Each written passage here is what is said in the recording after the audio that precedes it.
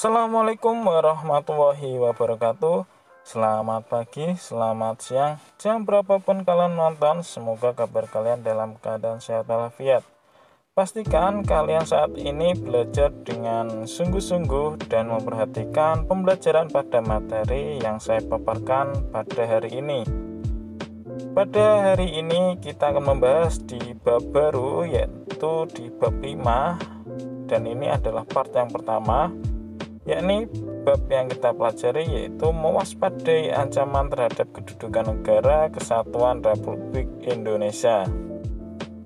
Yang kita akan pelajari ada beberapa subbab. Sebelum kita masuk ke materi, akan saya paparkan apa yang kita pelajari pada hari ini, yaitu tentang ancaman di bidang ideologi, ancaman di bidang politik, ancaman di bidang ekonomi, ancaman di bidang sosial budaya, dan ancaman di bidang pertahanan dan keamanan.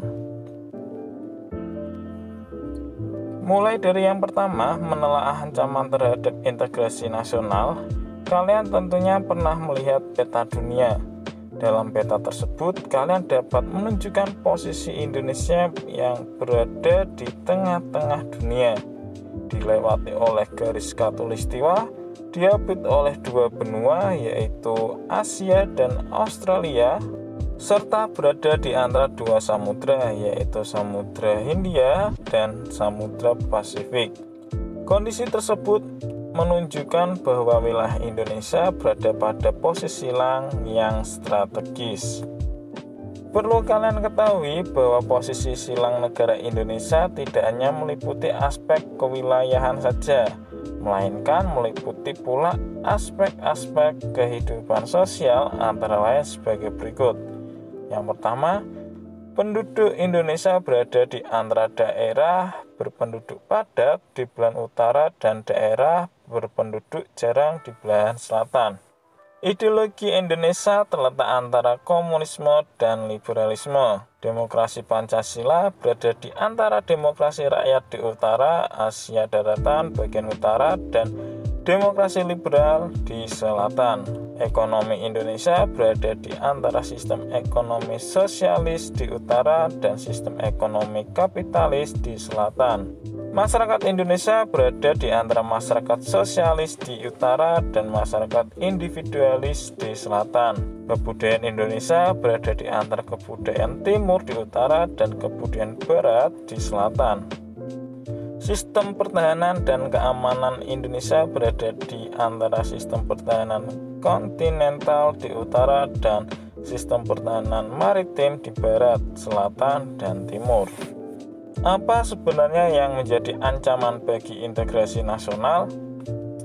Ancaman bagi integrasi nasional tersebut datang dari luar maupun dari dalam. Negeri Indonesia sendiri dalam berbagai dimensi kehidupan seperti ideologi, politik, ekonomi, sosial budaya, serta dan keamanan. Kita mulai dari yang pertama, ancaman di bidang ideologi. Bahwa komunis menjadi salah satu ancaman terhadap ideologi Pancasila. Meskipun Indonesia telah menolak dengan tegas paham komunis, akan tetapi apabila ancaman tersebut tidak segera diatasi, bukan tidak mungkin komunisme akan kembali berkembang besar di Indonesia. Globalisasi ternyata mampu meyakinkan masyarakat Indonesia bahwa liberalisme dapat membawa manusia ke arah kemajuan dan kemakmuran. Tidak jarang, hal ini mempengaruhi masyarakat Indonesia untuk tertarik pada ideologi tersebut. Akan tetapi, pada umumnya pengaruh yang diambil justru yang bernilai negatif. Yang kedua, ada ancaman di bidang politik.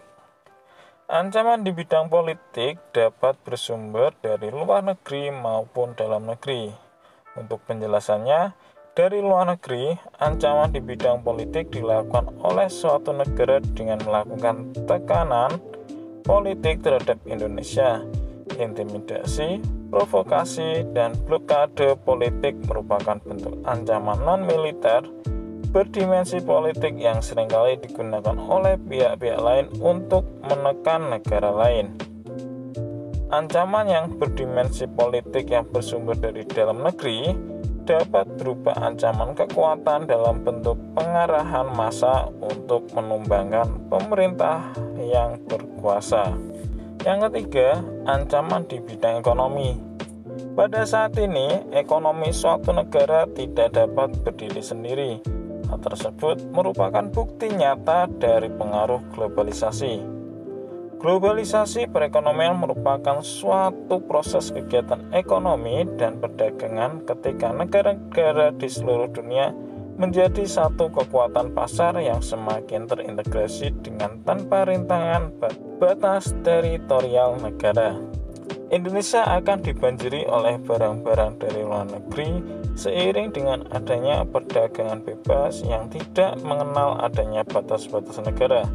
Hal ini mengakibatkan semakin terdesaknya barang-barang lokal, terutama yang tradisional, karena kalah bersaing dengan barang-barang dari luar negeri. Yang keempat, ancaman di bidang sosial budaya. Munculnya gaya hidup konsumtif yang selalu mengkonsumsi barang-barang dari luar negeri, akan munculnya sifat hedonisme. Hedonisme sendiri yaitu kenikmatan pribadi dianggap sebagai suatu nilai hidup tertinggi. Ini membuat manusia suka memaksakan diri untuk mencapai kepuasan dan kenikmatan pribadinya tersebut, dan akan munculnya gejala westernisasi, yaitu gaya hidup yang selalu berorientasi kepada budaya barat tanpa diseleksi terlebih dahulu. Nah, jadi ketika kalian sudah memiliki sifat hedonisme, yaitu kenikmatan pribadi, silahkan kalian bisa memawas diri karena merupakan ancaman di bidang sosial budaya, dan juga westernisasi, yaitu gaya hidup yang berorientasi kepada budaya barat.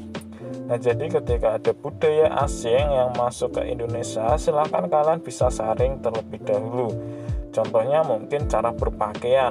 Banyak sekali negara-negara lain atau negara-negara tetangga kita banyak sekali pakaian-pakaian yang tidak sesuai dengan moral atau adat di Indonesia. Banyak sekali, dan pokoknya kalian bisa benar-benar memfilter diri kalian sendiri terhadap budaya-budaya yang masuk ke negara kita. Dan yang kelima, ada tentang ancaman di bidang pertahanan dan keamanan. Wujud ancaman di bidang pertahanan dan keamanan pada umumnya berupa ancaman militer, dan ancaman militer adalah ancaman yang menggunakan kekuatan bersenjata dan terorganisasi yang dinilai mempunyai kemampuan membahayakan kedaulatan negara, keutuhan wilayah, dan keselamatan segenap bangsa. Ancaman militer dapat berupa agresi atau invasi, pelanggaran wilayah, pemberontakan bersenjata, sabotase, spionase, aksi teror bersenjata, ancaman keamanan laut dan udara. Nah, itu adalah ancaman-ancaman yang perlu kita waspadai, dan kalian sebagai penerus bangsa, kalian harus juga bisa membantu untuk mencegah ancaman yang ada di dalam negara kita. Saya harap dalam pembahasan kali ini kalian bisa memahami dengan sedikitnya pembelajaran yang kita pelajari hari ini sesimpel mungkin. Saya harapkan kalian bisa menerima pembelajaran yang saya paparkan pada hari ini. Apabila kalian ada pertanyaan, ada yang ingin didiskusikan, silahkan kalian bisa didiskusikan maupun mempertanyakan apa yang kalian ingin tanyakan dengan menggunakan platform yang sudah disediakan oleh guru Anda.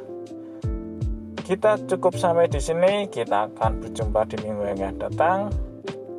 Semoga kalian saat ini dalam keadaan baik-baik saja dan sehat walafiat. Sampai berjumpa. Wassalamualaikum warahmatullahi wabarakatuh.